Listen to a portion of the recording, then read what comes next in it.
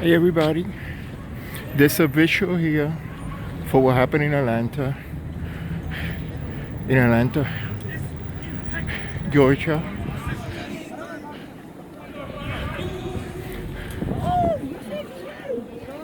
with all the Asian women that were killed.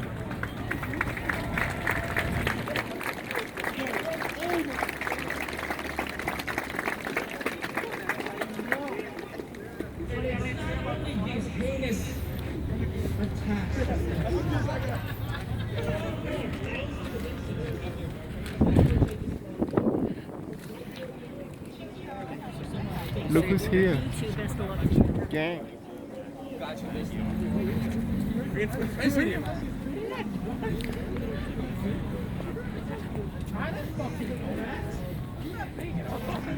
Mira quién está aquí, el representante Yang.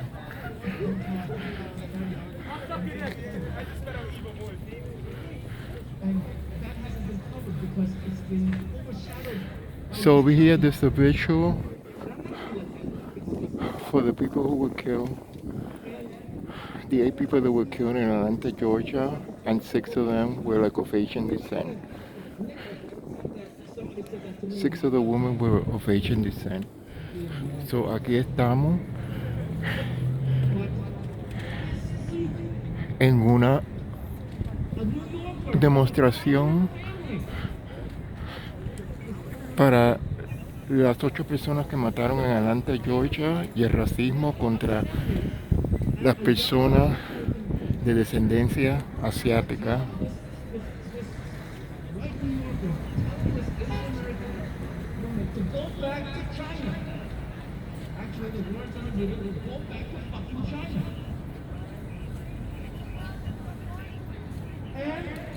After 2 days of photo recording by one of our journalists, recorded from Channel 7, we wouldn't let it go. And I want to put a shout out to Asian American journalists.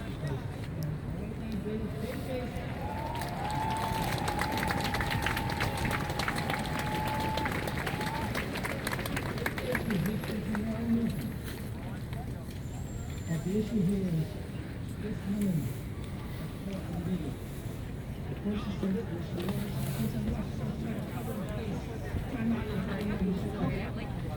and then once again, to respond to your sense of passion for response that first a tirade against the decision and then the response that, oh, no, it was only a misunderstanding.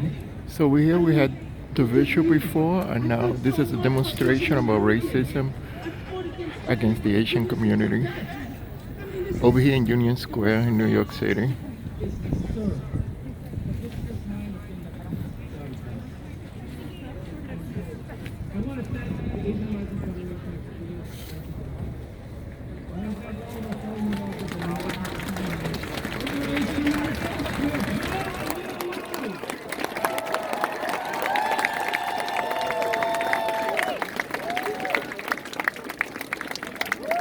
Thank you so much for those words. I think it encapsulates the anger that we feel here today. It's important to acknowledge what work that's being done, the experiences that we're jointly experiencing. And it starts here, in our neighborhood and in our city. What happened in Atlanta, we continue to reckon with that violence here in our city, here in our trains, in our communities, on our streets, and our sidewalks. As we navigate this trauma and share this space in mourning and resolve, our next speaker has been on the front lines of advocating for policies that include every invisible and marginalized community, including the Asian immigrant community. It's literally his job to stand up and speak for the public. Friend, Public Advocate Jumani Williams.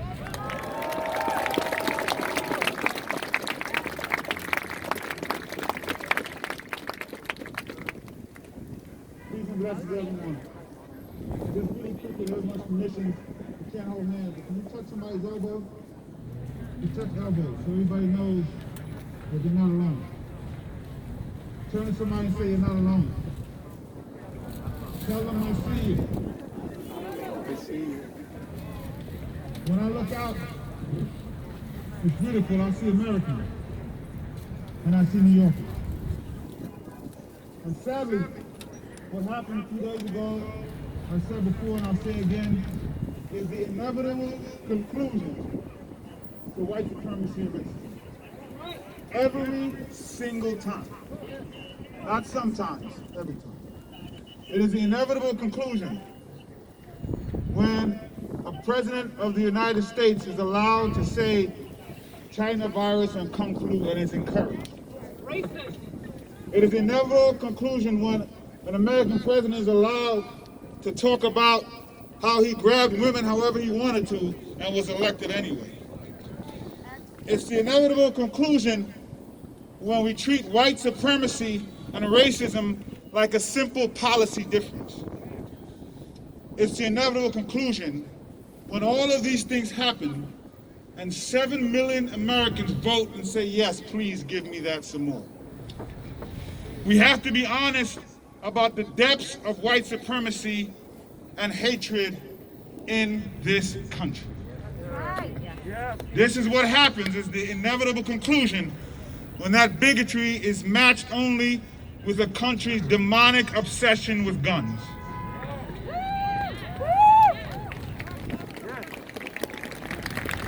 And we have to be honest about that. Until we're honest about that, this will continue to happen. We have to be honest that people think you're only American depending on what the shade of your skin is and what your face looks like. I'm proud here because I see all of you a part of the better America that keeps us with some light in the darkness, that understands no matter who you are, what you look like, who you love, who you worship, you are American. And no bigoted terrorism is going to take that away. There were 8 people who were killed. Killed, they're dead. They will not be back in human form. And their families' horror has just begun. What I hope is that the media focuses more on those victims than they do on that racist terrorist that killed them.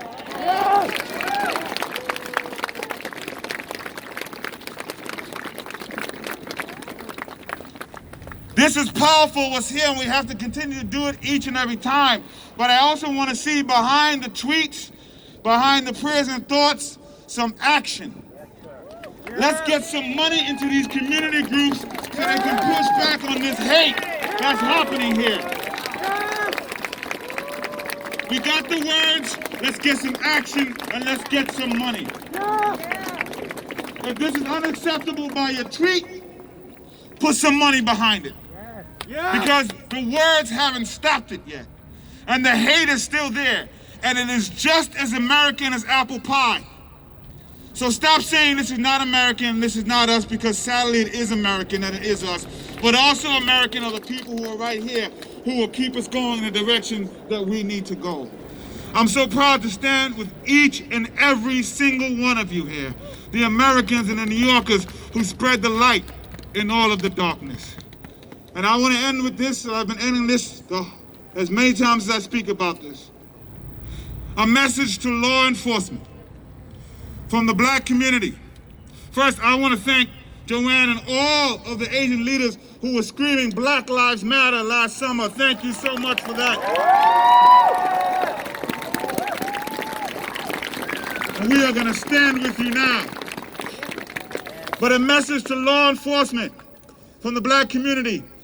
We are asking you, please, to treat unarmed black people the way you treat armed white people who have murdered people and who simply have had a bad day. That's all we ask. Just give us that.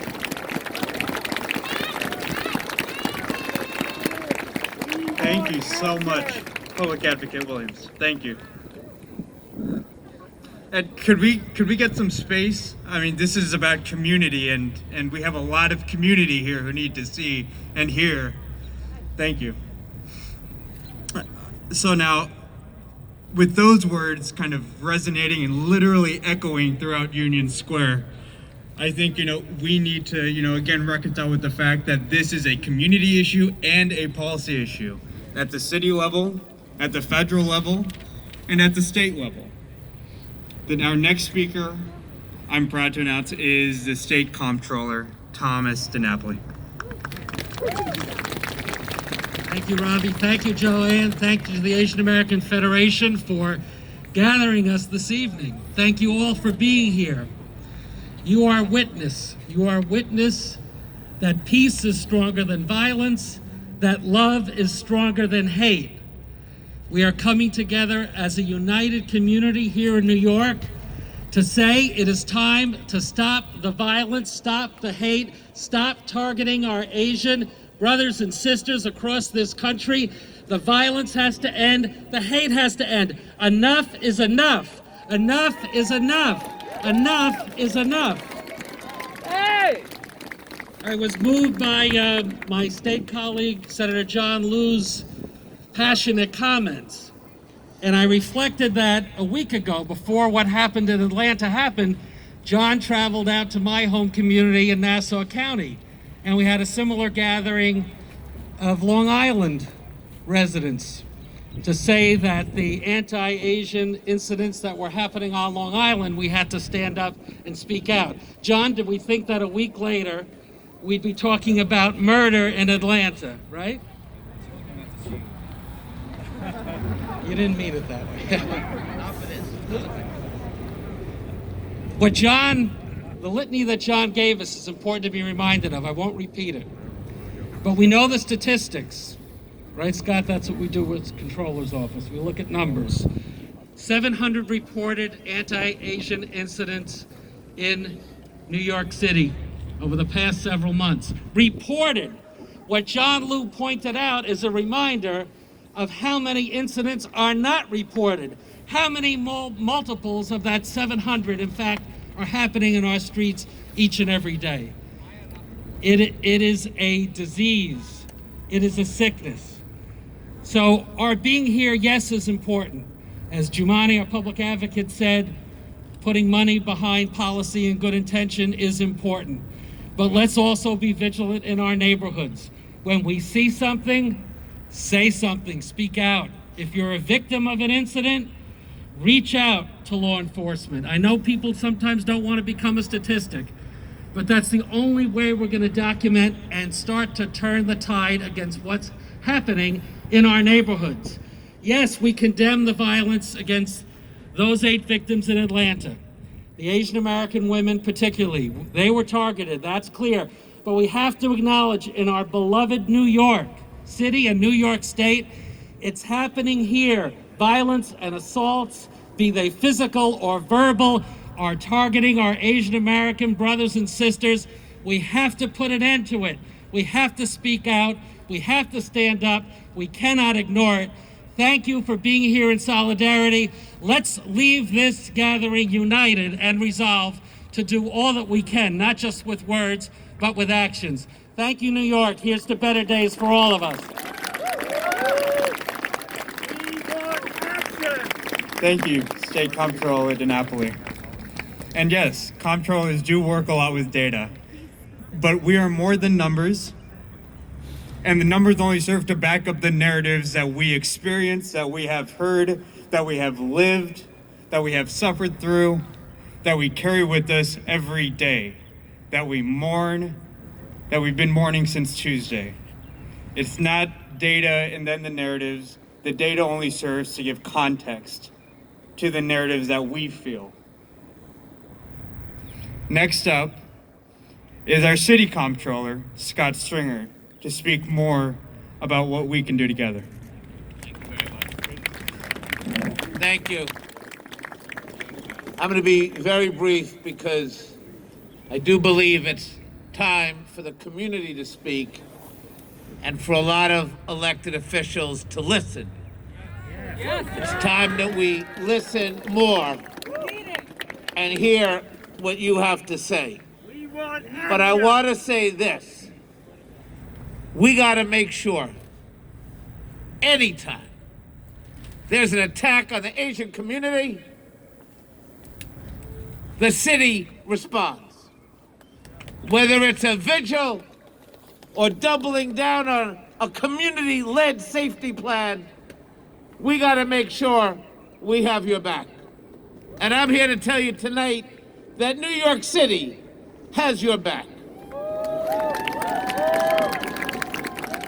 Because any time another community has been attacked and has felt this pain, you could look to your left, you could look to your right, you could look in front of you, but the Asian American leadership has always been there for everybody else.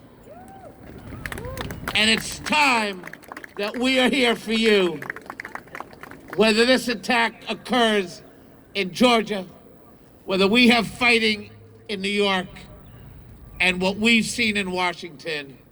We must come together as one people for everybody. Thank you for being here. Thank you very much, and thank you for giving me an opportunity.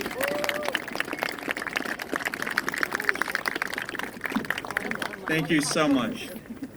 And I just want to say that if there's one thing we realized from the tragedy in Atlanta, it was that it was a demonstration of the forces arrayed against immigrant women today and every day. A reminder that to be a woman, to be an immigrant, is to risk everything. To be a sex worker, absolutely. To first fight to get here, and then fight to belong here. I'd like to introduce a woman who's been a vocal proponent for women's rights for years, who's lived in demonstration of the idea that women deserve a seat at every table. She's been on the front lines of this fight, demonstrating through her work that an attack on one of us is an attack on all of us. From her work after 9/11 to her work with the Black Lives Matter movement. It's my honor to introduce our next speaker, who chose to spend her birthday evening with us, the Executive Director of Empower Change and the co-founder of Until Freedom, Linda Sarsour.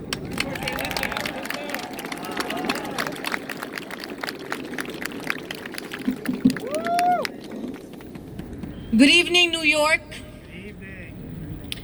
Today, I don't stand before you as an activist. And I say to my dear Asian American sisters and brothers that I stand here before you as your neighbor. I went to school with you in Sunset Park. I played with you in the streets of New York City. And when the government decided that Arab Americans were white, I told them I wasn't white, I was Asian. I was West Asian. And I was welcomed into the arms of the Asian American community.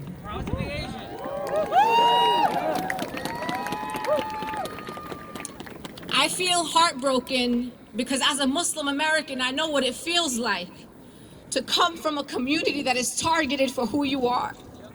I've been to too many funerals and I've sat at too many bedsides of people harmed just for looking a different way, for being of a different faith. So I'm here today in solidarity with you. Our immigrant families, our parents came to these United States of America for a better life, so we can have a better life. And our parents deserve to come home to us safely at night. They deserve to live in a country where they feel safe and can live with full dignity.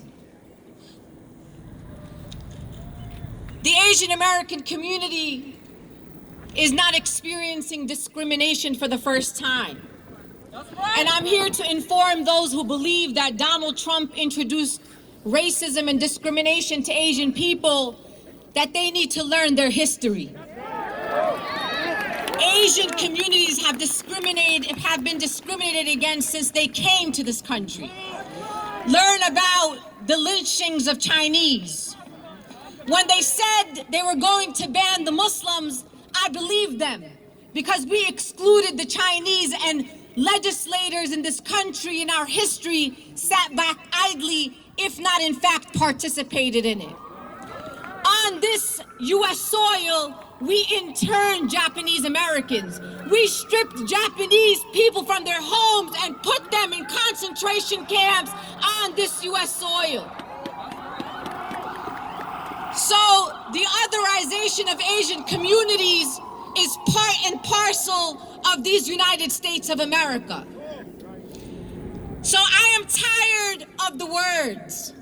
I don't need the thoughts and prayers, and neither do our Asian communities. Our communities would not thrive without our Asian neighbors, without the entrepreneurship of our Asian neighbors. Every time there's a closed storefront in our neighborhoods, our Asian sisters and brothers open it up and bring back to the economies of the neighborhoods that we live in. They deserve safety.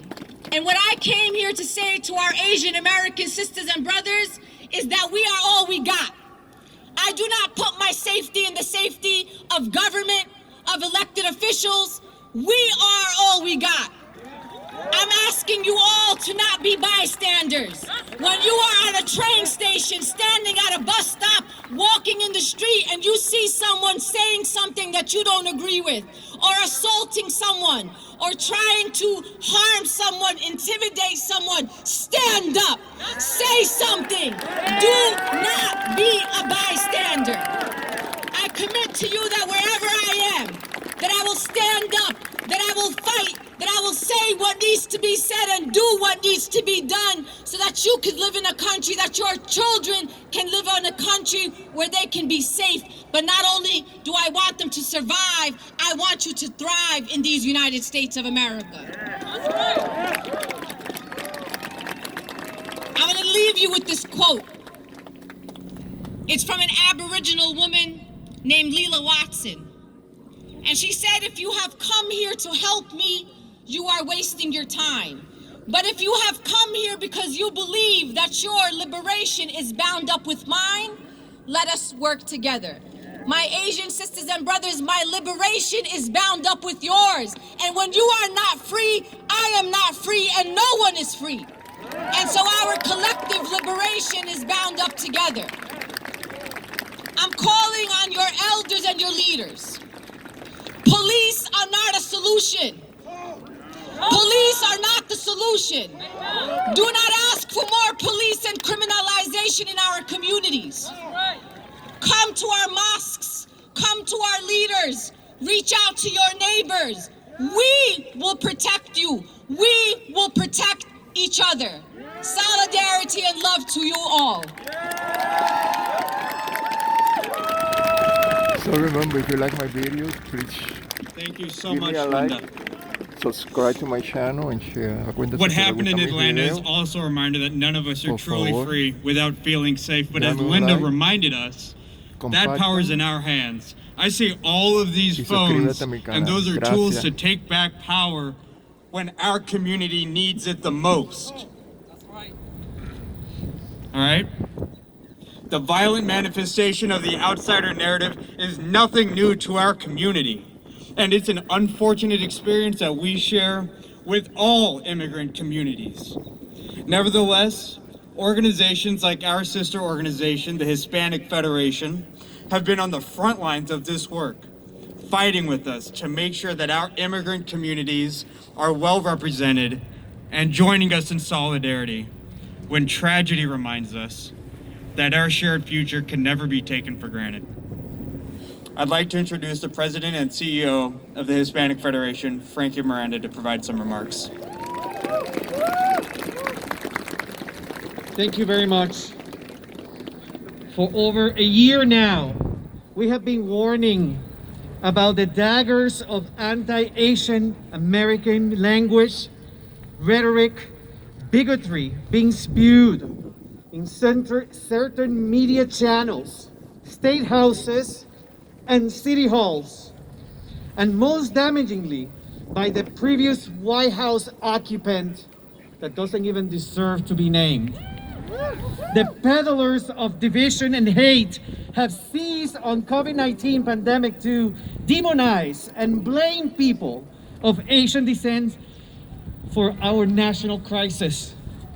the targeted murders this week of 8 people, including 6 women of Asian descent in Atlanta, shows yet again that hate and bigotry will lead to violence.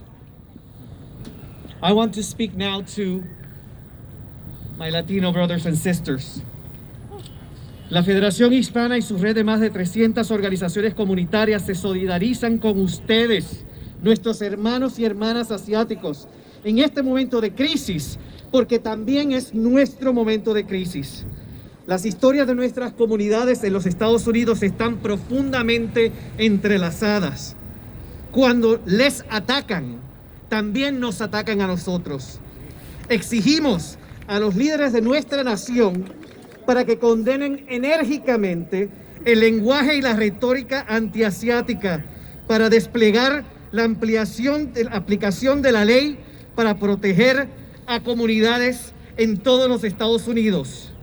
Es hora de responsabilizar a todos los líderes e instituciones de nuestra nación y poner fin a esto ahora. The histories of our communities in the United States are deeply and powerfully intertwined with each other. When you hurt, we hurt. We call on our nation's leaders to forcefully condemn anti-Asian American language and rhetoric, to deploy law enforcement to protect Asian American communities, and to bring the full weight of the law to bear on the perpetrators of violence. It's time to hold every leader and institution in our nation accountable and put an end to this now. Thank you.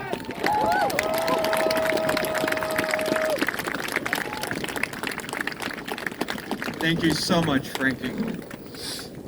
What you said is such a poignant reminder of how we can and must show up for ourselves and for each other.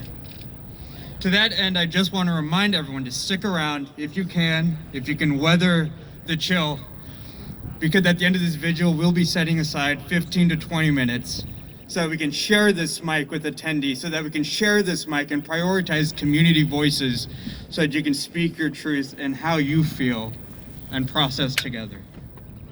I think right now is also a good time for some artistic expression. Jung-hee Kim is a director of the Korean Traditional Folk Song Foundation here in New York. She will first perform Guom Sinoi, a non-lyrical vocalization piece originating from traditional Korean shamanic practices as consolation for the soul. Her following act is Bonjo Arirang, which is the oldest version of Arirang in the Seoul region. Arirang is probably the most famous Korean song in the world, so I've been told. So please join us and sing along if you know the song. Jung-hee? Okay, until next time, I'm gonna go put in another video. Thank you. Until next time, hasta la próxima. A la próxima. Au revoir.